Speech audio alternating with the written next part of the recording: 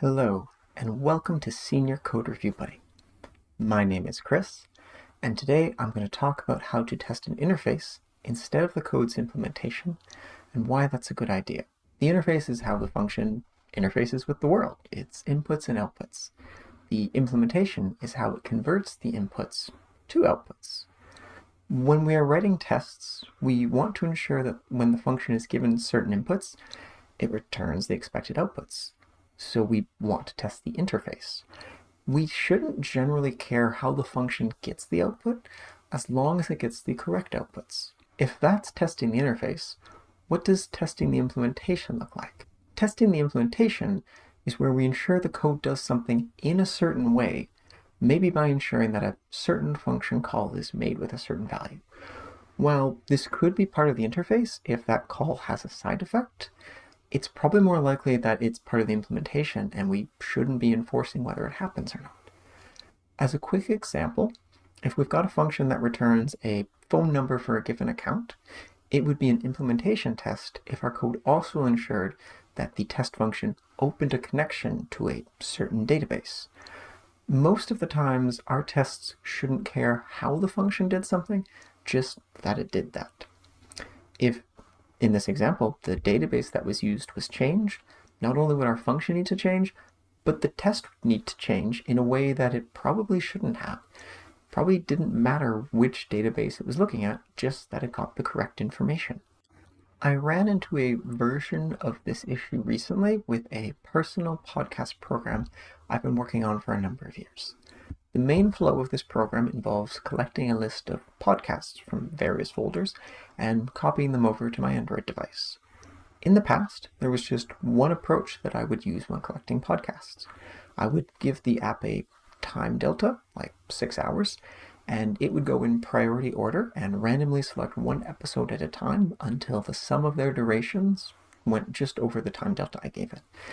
It was relatively straightforward to test, and I did have tests for it. But then, over the last few months, I started adding other criteria to this search. First, I added a function, getOldestFiles, that would collect a number I specified of the oldest files in addition to these durations. And then I just wanted recently to add support for being able to specify specific files to add as well. So I've now gone from one easy function to test to 3 easy functions to test, each with clearly defined scope and responsibility.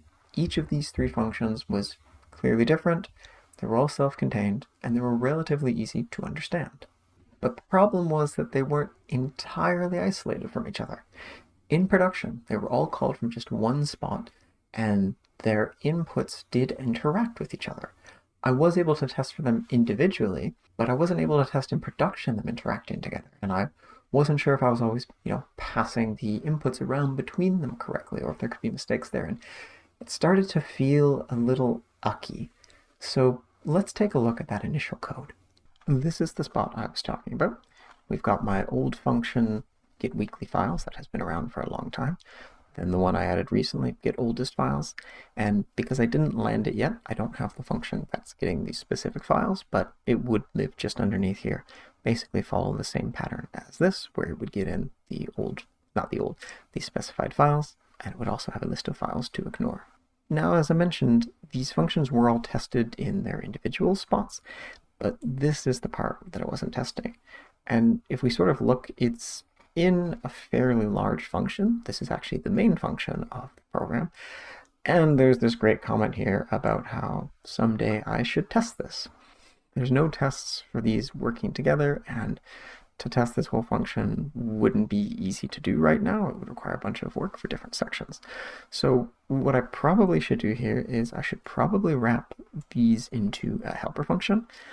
Then I can test that helper function, and the code in this main function will be a little simpler. So since both of these live in the database, let's take a look at that and sort of see if it makes sense to put that helper there. All right, so we've got weeklyFiles here, which I should rename to get podcast episodes by priority, because that's actually what it's doing. This name has gone out of date. And then further down, we've got the getOldestFiles, and getSpecifiedFiles would also live in the same spot. So my initial thought for this is, okay, I've got three functions that are all in this class together. They're all getting called in the same spot, only getting called in one spot. They shouldn't be getting called separately. So maybe I should make the three of them private, and I'll add a new function to this class called getBatch of podcast files, which sort of handles calling them together and passing the information between them. So I did a fair amount of work on that approach, but as I worked on the test files, I kind of got the sense that I'd made a wrong turn. Not because of the new function. The new function was great. It was testing the old functions that felt off.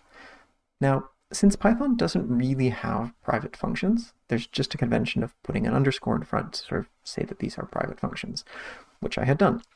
And then I just updated all of my tests to call the private functions, because they can do that. But then I sort of wondered, well, if these are private functions, am I testing the interface or am I testing the implementation?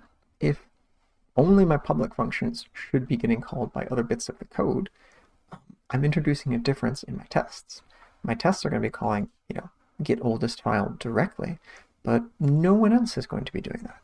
So there's a difference there that could maybe cause troubles. So I thought about changing all of my tests to go through my new get podcast file functions. That would deal with the issue of sort of testing an interface that's different than the implementation.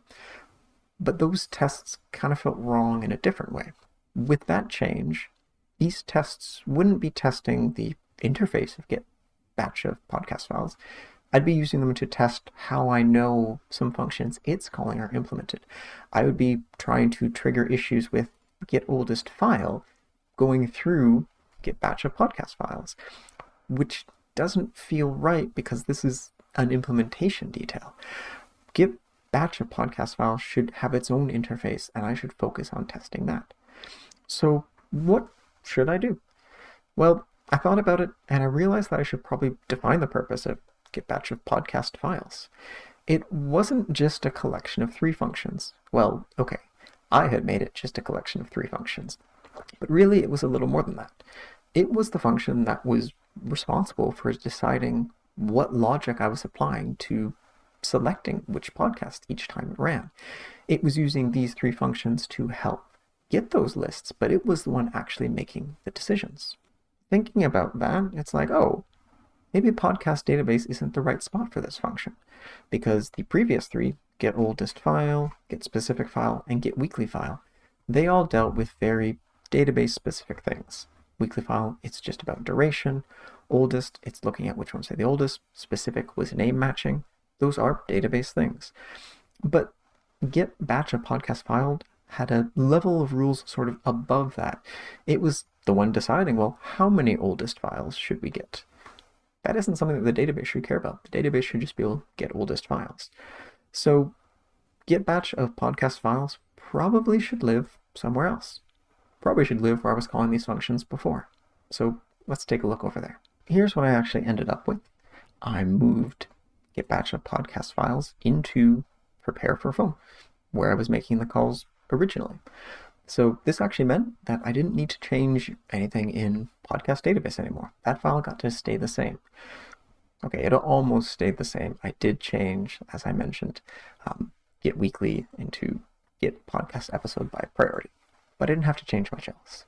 So I also thought about what exactly this function is supposed to be doing. What's the reasoning behind it? And I wrote a comment out for it. And this actually resulted in me changing the functionality. Sort of previously how it had worked is I would grab podcasts up to a certain duration amount, and then in addition, I would grab the oldest file. I kind of decided that, well, the purpose of this whole script is to get a certain duration of episodes. If I want that duration, but I also want oldest file, I should probably include the oldest file in that duration. And I'll probably want to do the same thing with specified files. If I want about 10 hours of podcasts when I run this, I want 10 hours, not 10 hours plus the specified ones plus the oldest ones. So now I've sort of got this definition here of how this function should be working. And when I think about this comment and this interface, this is what I need to test. I don't need to worry about how oldest file works or what kind of edge cases there might be there. Same with get podcast episode by priority. These have their own tests. They're able to handle their own test case. I just need to sort of think about this thing overall. How do they interact with each other? What happens when I have enough get oldest files that I don't need any podcast episodes by priority? Does that work properly?